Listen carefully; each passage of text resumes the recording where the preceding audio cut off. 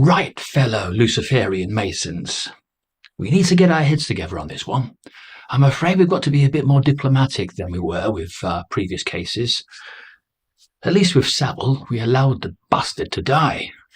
That way, we didn't have to embarrass anybody along the way for all the friendships that he made at the high circles in life, including the royal family.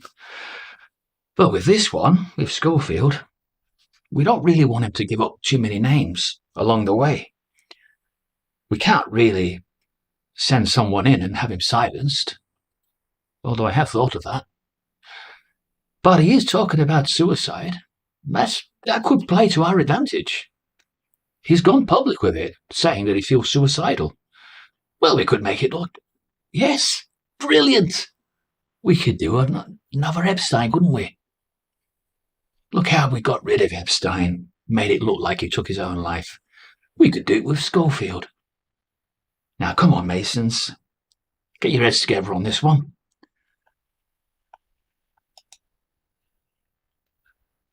What if that really was just a normal conversation with this lot? The Freemasons, or the Luciferian Freemasons, once you get to a certain status with them, would like to protect their own kind. Now, I'm pretty convinced that everybody that's spoken up to now in a very, very supportive fashion about Phillip Schofield are likely to be more leaning towards Freemasonry values than others. They would like to protect their own. They protected Jimmy Savile right to the end, allowed Savile to die. And that way, there was no embarrassment, was there, to the royal family? Because the royal family were the ones that invited him to the garden parties. And he had free reign of the palace. And he often boasted about the friends that he had in high circles. And he was virtually untouchable, was Savile, at the height of his popularity. And the same with Schofield. There was a time in his entertainment life that he would have thought that he could have done anything. And that's the whole problem, people. You get too cozy, don't you, in your seat of power. And the Freemasons are in the seat of power. It is my understanding that they will own all the media outlets. The Freemasons are likely to be at the top of the pyramid of power in this world, meaning that there is no other power that sits above that top block of power, which is likely to be Vanguard Incorporated and BlackRock Incorporated. And that is likely to be an investment group of companies. And all other powers and companies sit below them. And so they are the controlling, ruling authorities of this world. And they control all media narratives. Hollywood, all the film industry, all the media, everything that is said on the front line battle zones on every war is controlled by this group. This group do not like you. In fact, they detest you. That's why they refer to you as the useless eaters. But they also detest, and they also have a saying for atheists. They call the atheist the stupid of the most stupid. After all, Freemasons believe in a higher source of intelligence, even if that is not just Lucifer alone. But they recognize that there is a higher source of intelligence. Now, at the moment, they're all coming out of the woodwork, all the Freemasons, to protect one of their own. This is what they do. This is why only Freemasons give top jobs to other Freemasons. And so that normal people like you and me, we can never get in the seat of power, because that wouldn't suit their agenda. They have to control everything from grassroots level to the very top. They dictate all terms 24/7. And they do it through the BBC, ITV, CNN, and all of them. And very few independent news stations will be allowed to get to a very powerful position where they're able to pick holes and see the real Freemason Luciferians and what they intend to do and what their plans are for the near future.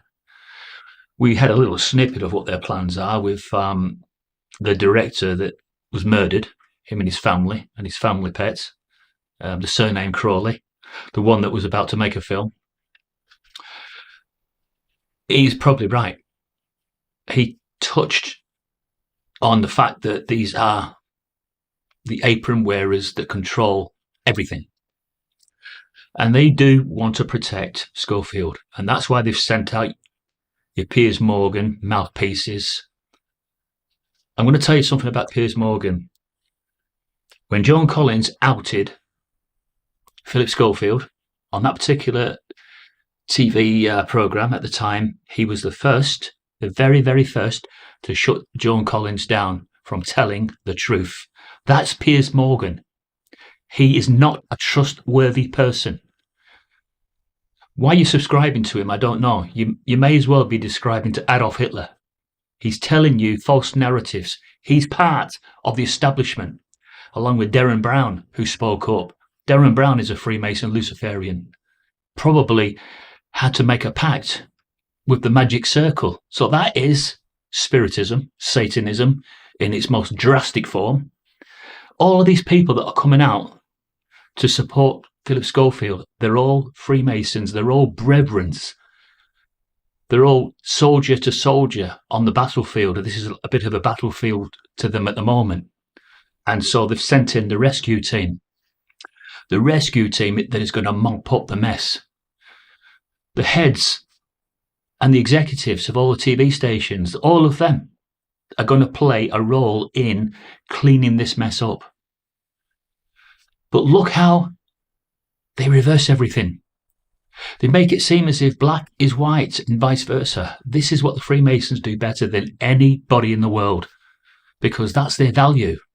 They believe that Satan is light and that God, who denies people things and says that thou cannot do this, thou cannot do that, they believe that he is the evil one. The Freemasons, trust me, are Luciferian lovers. And that is why they mock you. That is why they do all these things. When you see them at the award ceremonies with the denial of, you've seen them do all that. All of us have. Now, we're living now in remarkable times.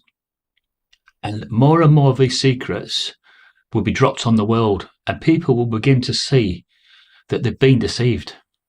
I call it magnificently deceived, because that's what it is. It's a theatrical masterpiece that they put together to deceive you. But more and more truth seekers are coming through. Like your Russell Brands, your Hugo Talks, and countless others redacted. All of them, in their own way, they're all truth seekers, and they're all playing a vital role in this very, very difficult last days, what I call the punch-out period. Yes, this is Revelation, and Revelation makes it absolutely clear that we would all have our eyes opened, completely opened, before final lights out. And that everything that is happening at the moment, where people are just not getting away with as many deceptions, is all meant to happen. And it started with Prince Andrew, how Prince Andrew went before the camera, just as Schofield went before the camera. And all that did was convince those that were watching that he was lying. You saw it with Prince Andrew, how he concocted a complete lie. Now, I'm going to tell you something about lies and something about truth. And I'll leave you with this final thought. And this is undeniable. And I've been to court, and I know how the court system works. When you tell the truth, at the moment it leaves your lips, that's the truth, isn't it? It's left that lips, and it travels in a directly straight line. Truth travels in a perfectly straight line, but lies never do. You see, lies that left the lips of Philip Schofield the other day, they zigzagged. They went left. They went right. They didn't go in a straight line. That's how you know someone's lying. But for people to come forward, like Alison Hammond, who is only interested in protecting her career, it was just a complete sham, pseudo demonstration to the world, but it was all about her. She says she loves Phillip Schofield. No, she loves the money she's on. She loves the position she's on. That's what they love. They love to be in seats of power, to lord it over everyone else. But there's always an ultimate price to pay for people that crave absolute power. There's always a price to pay. Now, eventually, the mighty, the haughty in life are taught a lesson. They're brought down. It's a bit of a great equalizer. And it's great, very good as well for the average person, the average Joe, to see that occasionally someone is brought down. Sometimes I feel as if that's done on purpose, so that it appeases people for a time. And when these things happen the way they do, I often think that they do it for a distraction, because they've got other plans at foot. And so they'll release these other plans and make drastic world changes while there's something distracting you. This is a distraction. So I'm expecting maybe there's going to be something else coming out. I think the revelations on this haven't finished. I think they're going to keep pouring out and pouring out. And I'm waiting for the interview eventually that Matthew McGreevy will give, where he will absolutely nail Phillip Schofield. And so that he will then have to go to court, because the relationship would have been certainly inappropriate. Now, I've said before, I just don't want this to be a repeat of Jimmy Savile, where they just allowed Savile free rein until he died. I hope, and I don't hold a lot of hope out, but what little hope there is, I just hope that there are some decent people out there that are on the team of investigation that see this as a step too far, and that an example must be made. Otherwise, if Schofield gets away with this, other top celebrities coming down the line will breathe a sigh of relief and just continue preying on young children and abusing them. And that is what we've got to stop, people. We've got to stop it now, and it stops now with Schofield. Thank you.